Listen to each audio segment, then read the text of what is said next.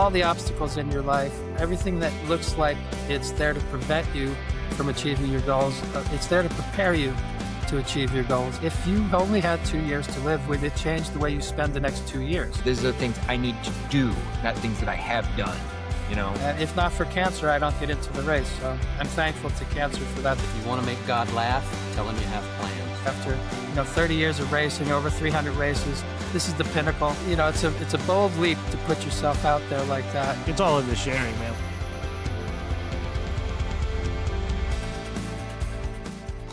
All right, and welcome to a very special episode of Braver, Newer, Worlder. Tonight, we are honored to have a very surprise guest. His name is Jim Logan. He's an author. I've read his book. He's a triathlete. He's an Ironman competitor, and cancer survivor. Is that the term you prefer? I don't know. They like say that? survivor, but I'm still in the middle of the battle, so I feel like I'm right in the middle of still in the middle of the battle. I haven't survived anything yet.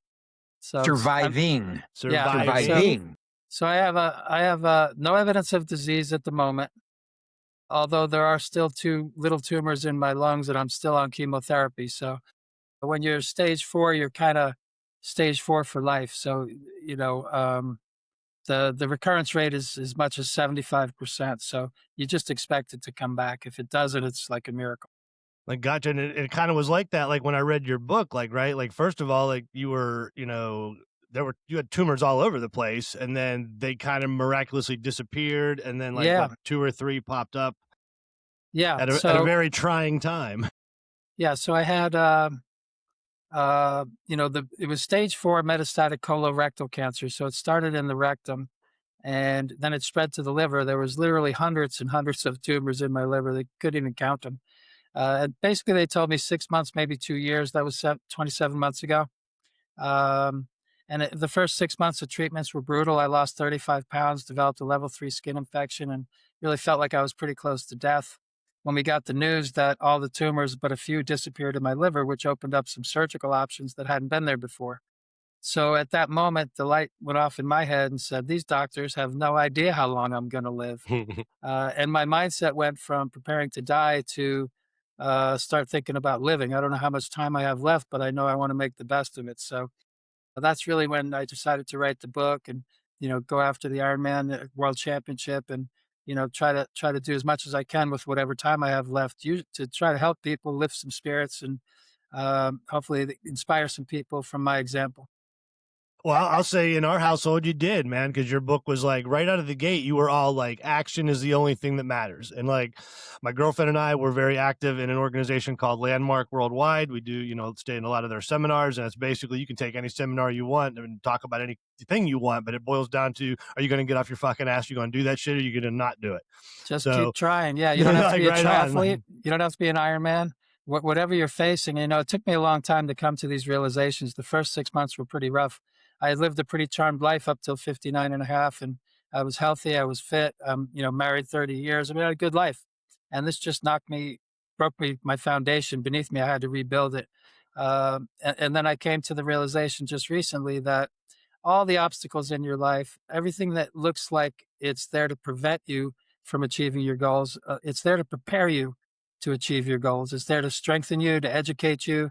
And you should come out stronger and smarter on the other side. And then you should share that with as many people as you can. Well, absolutely appreciate that. I appreciated the book. And like I said, since then, my girlfriend and I, we now have our little board, our whiteboard up in the exercise room with our goals on it. We're both doing like yoga and stretching and like doing all that stuff we talked about. You talk about it up until, so something happens and you kind of get tired of, living in your own wallow, however that looks. You don't need to be an Ironman to benefit from physical fitness, walking, yoga, just any kind of activity. And all these people doing all these crazy diets and fad diets, it's like eat less, move more. There you go. How much will you pay me for that? That's my whole diet book. Eat less, move more. Yeah, you're gonna have a tough time. You're gonna have a tough time selling that short book. And find something you're passionate about. Obviously, Craddock, you're passionate about mountain biking and you love doing it. People have asked me, why do you do Ironman? And I've come to the understanding now it's because I love it. If you find something you love, you won't stop doing it. If you're doing it just to lose weight, eventually you're not going to keep doing it. So it's a lifestyle. You got to find a lifestyle that you love and that you have passion for. And if you can do that and find a way to be charitable and service oriented and help people along the way, it's just really a win-win for everybody. Absolutely. And in the world of relatedness, Chronic and I both, like, I've been in construction for going on 30 years now, and I am in the process of getting my home inspector's license. Chronic started working for me, what, 25 years ago? And then you took your stuff way beyond. And I got that inside of your book. Like, man, there's just days, where you'll work yourself to damn death and you don't even realize you're hungry until you Yeah. stop. Like, Well, like, yeah, right. yeah. Like, It's so funny, our backgrounds are similar because I started out as a carpenter, did that for about, carpentry, roofing, remote, whatever was available. That's what we yep, did in our 20s. right And on. then Yep. moved to Atlanta. You learn a lot that way. I was in the Northeast, so those old houses, we would strip them down to the studs, put them back together. One day it was sheetrock, the next day it was something else. But then I had a 30-year home inspection business here in Atlanta. I did 15,000 home inspections. Nice. Um, just retired just this year. So I decided I'd rather do other things than home inspections. So I've narrowed my focus to just a couple of things. Get to Hawaii with enough fitness to finish that race. It looks like that's going to happen. Promote the book and raise money for the charity. That's it. And the Absolutely. Now, profit from the book goes to the charitable effort until I reach my $100,000 fundraising goal. okay, wonderful. And I just wanted to make sure everyone was clear. Like, this event that you're raising money for, like, it's like 3 months away, right? 90 days, yeah, and Yeah. it's it, Like, it's this all started 15 months, well, a year from today basically is when it started, but it'll be 15 months by the time I get to Kona. And 15 months ago when they said they were going to let me into the race, I was, it's a hard race to get into. It's the world championship. It's in Hawaii. There's only 2,500 people in the race. Half are women, half are men. So 10% are pros. That leaves about 1,100 men around the world that are trying to get in. And if not for cancer, I don't get into the race. So I'm thankful to cancer for that. That's one of the gifts cancer's given me. that was a question I had when I was reading your book because, I've had some family members that ran marathons, did various things over the years. And I know that you have to qualify for certain things. And then until you mentioned that the person, I can't remember her name, put you Oh, on Joe. her team, Yeah. that I was like, how in the world is he doing this if he can't? You got to qualify. So how rare is it for someone to be like just Well, chosen or picked? Like, yeah, each year you have to win to get in, right basically. on. So you have to win your age group or whatever, which is never going to happen for me. Or you have to have some sort of adversity, terminal disease, or disability. So each year, the Ironman always makes space in their race for about 30 athletes who are, we have one guy who's battling with Parkinson's syndrome. You got guys with no legs. You got people that are blind. Chris Nikic is the first young man to do the race with Down syndrome. So, the motto of the race is anything is possible. So they always leave room for people to do these things that when you watch it, you can't help but be inspired. It lifts the human spirit. I watched it for decades and now I'm one of those people. So it's really pretty mind blowing. And it's amazing what you can do when you set your mind to something. I mean, when I decided to write the book, I was near death and I had never written a book and I had no idea how to get to Kona. But I told my wife those are the two things that I wanted to do. And sure enough, here we are. I'm doing both. Um, Yeah. and I'm living a more meaningful, purposeful life now than I ever have. And I wouldn't trade my cancer diagnosis for that reason. I wouldn't go back and lose the opportunity to do the things I'm doing now. So, and right now I'm beating cancer. So cancer hasn't won yet. Yeah, right on. And man, you took me back too, like, because I'm roughly your age, and like watching like Ironmans on like the wide world of sports on like a Yeah, Saturday afternoon, and like then watching those people that was like 9 o'clock at night that were stumbling across the finish line. It was like, wow, they waited for him, man. yeah. It was really like you described in great detail, like such a wonderful It's a spirit unique lifting thing event. another unique thing in the Ironman. Well, it's the only professional sport I know where amateurs and pros line up together, men and women, old and young, tall and short, thick and thin, everybody, one day, one time, let's do it. Every shape and size, every color you could imagine, just one big mixing pot. So it's pretty unique in that sense. It's also unique that the winners of the race often will come back at the end, the very final minutes, and put medals on the final people in to honor their effort. And it's a very cool group of people. It's a very, very good quality group of people to be around. It's one of the things I enjoy about the sport so much is all the people that I've met along the way. That's yeah, that was really wonderful to read that part too, where the people like they just didn't like get in their hotel and take off and take care of their own whatever post race therapy, whatever they need. They came Yeah, back. Like that's like there's definitely community was built right into the book that that I read for sure. yeah, yeah. And Chronic, I know your mom sent you a copy like as soon as she got the link. Have you started reading the book? Because it's really Oh, good. yeah, I read it. I finished it. It Oh, is okay, is cool. it's very great. Yeah, inspiring. Plus a lot of good wisdom. Things that I've thought of, things that I've tried, but like, you know, Jim, you know, everything I've done, like you've lived, like Yeah, nothing I've done is you've lived. Like you, like the action, the yeah, taking care of stuff, the doing things. Like your book, um, like I read it and it was like, these are the things I need to do, not things that I yeah, have done. You know, yeah. I like that you say that. I said everyone who reads the book, young and old, male or female, everybody seems to pull a little something different out of it, which I kind of enjoyed. And I'm getting a lot of good feedback. So for a guy who's never written a book before, it was really good therapy for me to look back at my entire life and kind of begin to define. You know, I didn't realize at the time that I was defining what would eventually be a book, but you look back and then I defined, discipline, sacrifice, suffering, and pain. If you can master those four simple principles, you'll be very successful. If you don't have discipline, you can forget it. The other three don't matter. But that's true. yeah, if you have discipline and you're willing to make the sacrifices and you can endure a little bit of suffering and pain, and people are like, does there have to be suffering and pain? It's like, yes, unfortunately, there must be suffering and pain. That's where all the answers are. That's the admission to the gates of enlightenment. You have to go through it to understand it. So Even if when it's things self-induced, does that count? yeah, it's All right. called invited pain. So I talk about it in the book, invited pain and uninvited pain.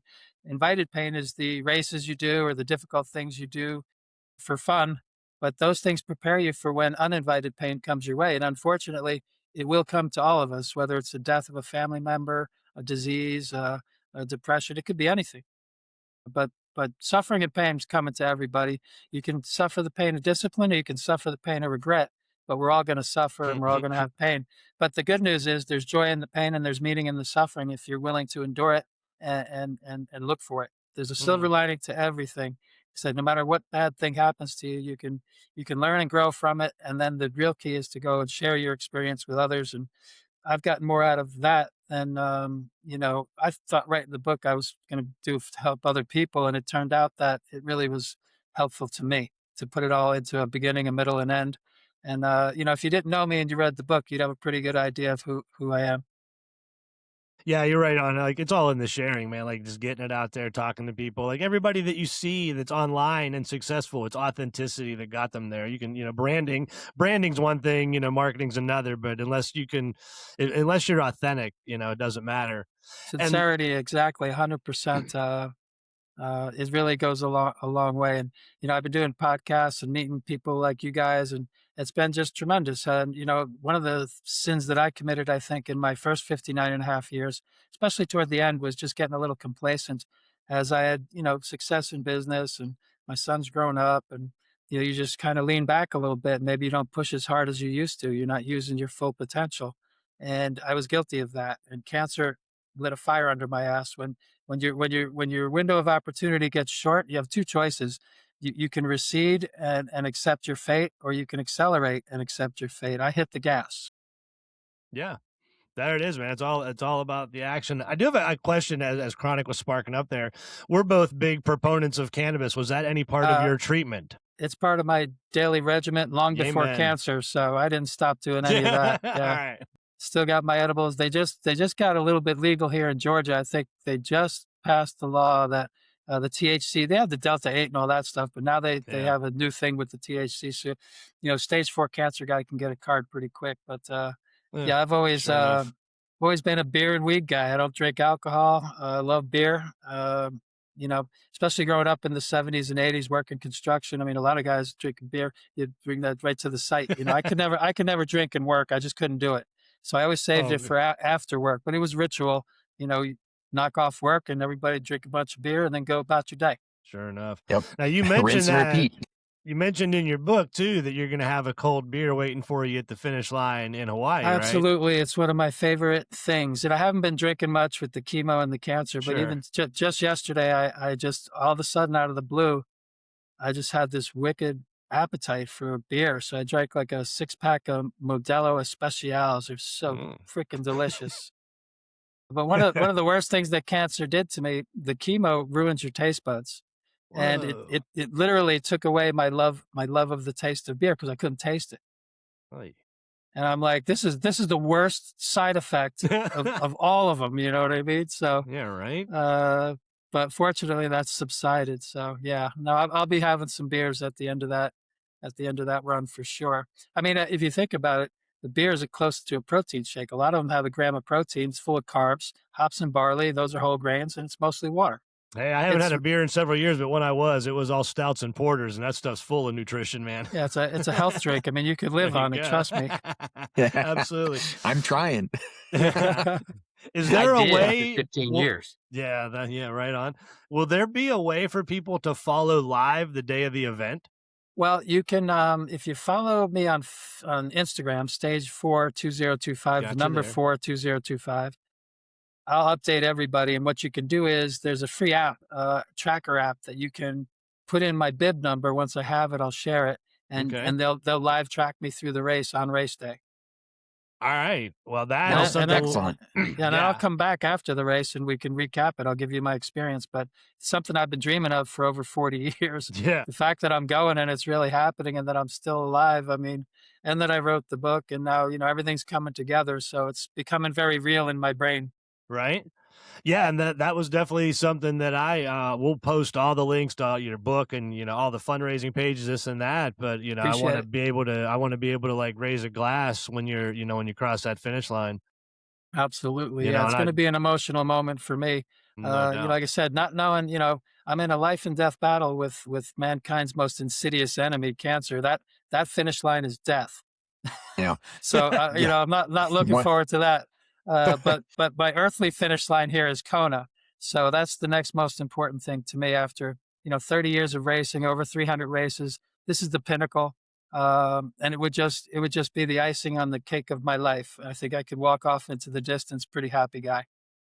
Yeah, I definitely, and I don't think, personally, I don't think you gave yourself enough credit in your book because I'm reading this book that ended like a few months ago, right? Yeah. So I wrote the not book in only, real time. yeah, Yeah. right on. So not Yeah. only are you dealing with all this stuff, you're training for your event and you're doing this, you're writing a book and you're promoting this book. And I'm just going to say it, most of us are in Western North Carolina, but you're down there in Yeah. Hotlanta, man. That's just adding an extra layer of, Yeah. we Well, know to that. when you get a terminal disease, and what's funny is the doctors told me I was terminal. It's the word he used, and I didn't like that much at all. But as I was leaving the office, I realized, well, I was terminal before I was diagnosed. You're terminal. I'm terminal. We're all terminal. Absolutely. We all have an expiration date. It's guaranteed. Nobody thinks about it. So that wasn't any new news. The cancer was new news, but the fact that I was going to die, that's always been true. Um, so now the question is, with what time you have left, how do you want to live? And I'm thankful to cancer for that because it woke me up. If you only had 2 years to live, you can ask yourself the question. You don't have to get cancer. If you only had 2 years to live, would it change the way you spend the next 2 years? And if the answer is yes, think about those things and make those changes. It's pretty simple. Yeah. Absolute great message. And inside, like, I mean, I just want like the one thing just popped in my head, like your son became like a competitive power lifter inside Yeah. of like your journey or in his own Yeah. journey inside of Yeah. this. Like, man. Yeah. Yeah. As I said, the book was written in real time. There were points in the book where, I had major setbacks medically. I had surgeries, and I was going through it and pouring my heart and soul into the book as I did it, and then, of course, it leaves with a bit of a cliffhanger because, I mean, do I beat the cancer? Do I live long enough to get to Kona? Do I finish the race? What happens here? The book wasn't published yet at the end of the book, it still needed to be published. So, writing the book was a lot easier than publishing it. Jeez, talk about a bunch of details. Trying to get it on Amazon and all that. So, but I did achieve bestseller status on Amazon in triathlon, in cancer, and in spiritual growth. How So, wonderful. like I Way to said, I'm go. getting a lot of good feedback, and I didn't know how that was going to be. I was a little nervous about putting out a product and wondering if it was going to be good because I really didn't care how long it took. I wanted it to be a quality book that people could get something out of, and I think I achieved that. So I'm pretty proud of that little accomplishment in my life. Hey, humans are such curious creatures. We generally don't like, we resist sharing ourselves, and we celebrate everyone who does.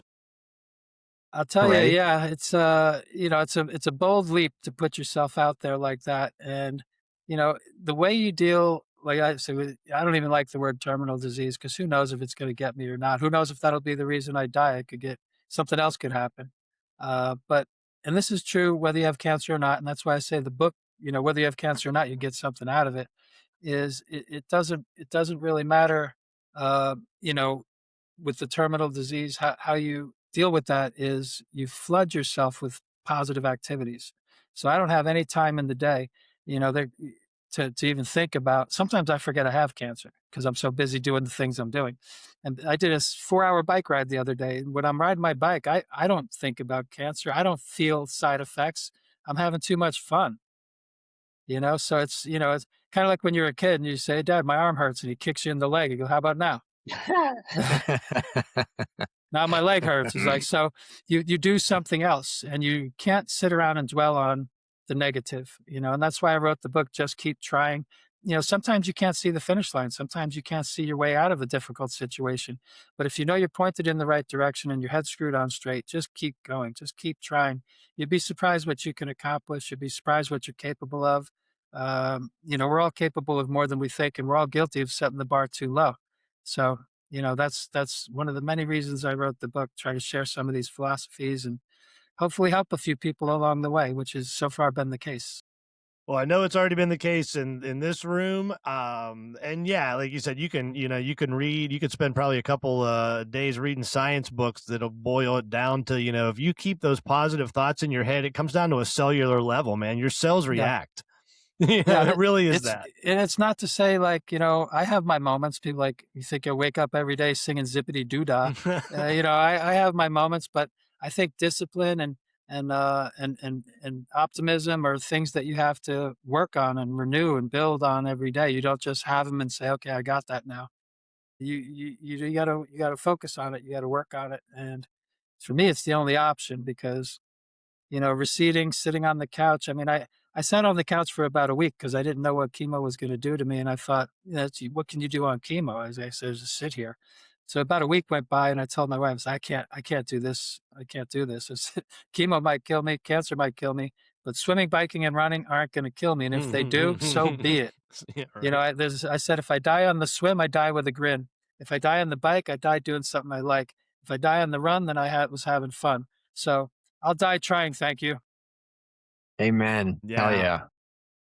No, that's a really great message. I'm pretty sure it was your book that you mentioned. It wasn't you, but somebody that you knew that like they set their Yeah. alarm just so they could jump out. Just you got to get out of bed and get moving before those thoughts get in your head, man. Yeah. Yeah, well, I had another friend younger, had stage 2 throat cancer, treatable, and I had stage 4 terminal, same time, same diagnosis, and he died September 25. But he had not such a good attitude. He receded and just didn't really handle it well. And I think when you lose the mental battle, anything in life, when you lose the mental battle, your body will just follow you. So your body will follow you wherever your mind tells it to go. Yeah. It's it's just That's that saying, mind over matter, right? I yeah, mean, that's what it comes down to. It's always positive thought, yeah, or negative, if you want to go that way, but like it's the thought that you have that's going to make the result. yeah. So there's a Bible verse that I kind of like that I go to a lot. It's very simple. It's just don't worry about tomorrow. Tomorrow will take care of itself. Just focus on the troubles of the day. And believe me, there's plenty of troubles in each day. So if you're always worried about tomorrow, you can't really handle today. But if you do what you need to do today, tomorrow will take care of itself. You have a bunch of good todays, your tomorrows will always be fine. Nice. Yeah. And One of my dad's favorite sayings is, if you want to make God laugh, tell him you have plans. Yeah, yeah, yeah. That is funny, That's and a then nice expect one. the unexpected. So, bad things are going to happen, troubles are going to come your way. It's your job to to figure out how to get something out of it, how to grow, how to learn, and then how to share. And that's the way I've found joy and peace. And I'd say at this point in my life, I'm content. I don't worry about dying. I don't even think about it. Yeah, and there's a lot to be said for like the thing that actually happened and like the story you told yourself in your head that you had to get out of, like for all of us, like the shit happens and then you tell yourself the story. But it's the what happened that you're dealing with. The story. And it's okay to react. I mean, it's okay to I took 6 months to, I didn't just wake up and go, all right, well, fuck cancer. I'm going to be Mr. Optimistic. It took 6 months to go through the process and then come to that moment of acceptance. I accepted what's happening, and this is the way it is. Is like there's no going back. So there's the life I had before cancer, and there's the life I had after cancer. The man that's sitting here today is not the guy that from March of 24. It's just two different people, and I'll never be the same. Right. And if you're going through hell, right, keep going. Just keep going. Just keep going. Just keep trying. Right. So. Yeah. And I wrote the book, and it's I think it's simple and it's easy to read. So I was hoping like a wide swath of people could get something out of it, that it wouldn't just be a triathlon book or a cancer book. It's a family book. It's a little bit of everything. So it's when the publisher asked me who is this book going to be marketed to, I said anyone that's breathing and can read. I think they'll get something out of it. So I've sold about 1,000 books. It's a little harder than it looks to sell a book, but one at a time, and I believe anything's possible. I'll just keep trying, and I need to get to around 10,000 books. So here's the thing, though: if I sold 1,000, that means I can sell another 1,000. There you go. And then it works. Momentum. So it's like a little snowball. Once it starts flowing, I'm really counting on this podcast to launch me into that next stratosphere. You really take me to the next level with all your like followers. Social just magnets. I mean, we move things. Yeah, so then I'll come back and give you full credit. We will share it everywhere we can. And that was literally the one question I asked in the pre-interview. I'm like, man, how in the world did you find us? Yeah, well, I actually hired a company, Pod Pitch, and they send out the initial emails, the introductory emails, and then when people respond, then I respond back. So my goal was to do 100 podcasts in 3 months, and I think I'm up to, I don't know, 25 or 30. So I'm going to achieve that goal as well. So the trick is exposure. I want to get the book out to as many people as possible. Cancer affects everybody, whether you've had it or you know someone who's had it. Absolutely. I don't know anyone that doesn't, can't tell you a story about their friend, their aunt, their uncle, their brother, their sister, whatever, or themselves. Cancer is an epidemic. So, that's why I did it. Nice. I've got, just dawned on me. So you've been doing these podcasts. I've got some friends. They're actually in the Atlanta area. They do a podcast that they call Riding the Line. And it's all about, it's mountain bike racing, car racing, all kinds of stuff. Okay. I guess you're kind of doing some racing stuff. But yeah, I mean, let me reach out to them as maybe you talk. I would love to go on. I've been on a number of podcasts where you wouldn't think it's necessarily a fit, but I was talking to one guy that said, we're all athletes, we're all, humans, and the book is kind of that way. Like whatever your podcast is, it seems to be, people seem to be connecting to it. So, in an emotional way, I had one girl on a triathlon podcast, Ashley Rains. Middle of the podcast, she had a little bit of emotional breakdown because of something that I said.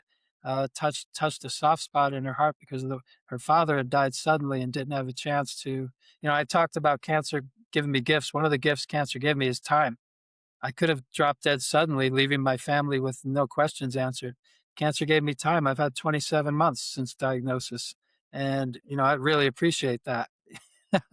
Time to have conversations, time to reevaluate what makes a life worth living. And have I done those things? And do I have time to do some more things? And, so I'm thankful for that, for the opportunities. Nice. Everything about it's positive. The book, Just Keep Trying, the faith-fueled formula to push through pain, face your fears, and finish your race. Dude, it was a real honor to have you on. We will be following and supporting any way we can from here on out.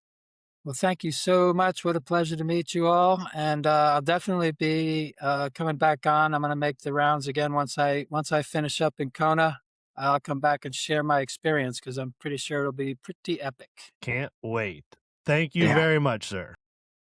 Yeah, pleasure. Awesome. Thank you. Good luck. Yeah. Thank you. Thank you, Chronic. Yeah. That was pretty awesome. Loved it. Amazing. Wow. Yeah. I did have I wasn't gonna waste Jim's time, but I do have an Ironman training anecdote of my own. So a buddy of mine was training for an Ironman, I think in Atlanta. I can't remember.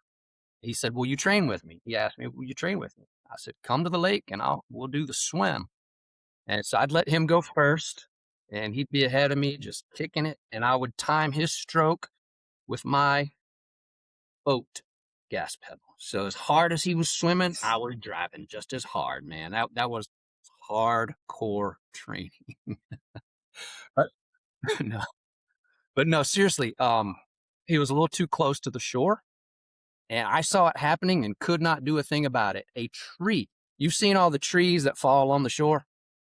A tree missed him by, I'm going to say 3 feet, and he's stroking. Way. Yeah, he's stroking, and the tree falls like 3 feet from him, and he jerks his head up. I was like, "Yeah, dude, you came close to cashing in right now." To cash in, it was about to be game over. That was a trip. It happened to me night riding with a bike. A tree fell maybe 10 feet behind me, which in the middle of the night, riding by myself, not in the middle of the night, but middle of the night, it just all of a sudden I heard this, and I stopped and looked, and literally 10 feet behind me, there's this tree across the trail. There's no one else with me. I was by myself. It's crazy. But yeah, not to take away from your story, but it's weird. Weird that shit happens. Oh, I want to tell my story now. Didn't involve a tree. Yeah, you. Didn't involve a tree, but when I was mountain biking up at Lake Norman State Park, and you know how that, like when the pine needles are down and you can't hear a thing on the trail, an owl flew in front of me. I mean, and I didn't see that thing until the tips of it went its wings. I didn't even hear it because they're built to be silent. And it scared the ever loving shit out of me. And by the time I looked, it was already like perched in the tree, turned around looking at me like, "What's the problem, dude?" like seriously, the tip, I don't know what it was hunting, if it was just going to its perch, but I never saw it. All I saw was the wing come across my eyesight. Friggin' cool. Yeah, they're pretty badass creatures. Yes, they are. So we have definitely got to get some more authors and stuff because that was a lot of fun. Loved it. I really enjoyed talking to them. Come on, authors, people out there with books. What do you got? Let's connect and talk about stuff. We read. We know words. Yeah, we have a reading level that's above national average by many grades. Can wordify. We word good.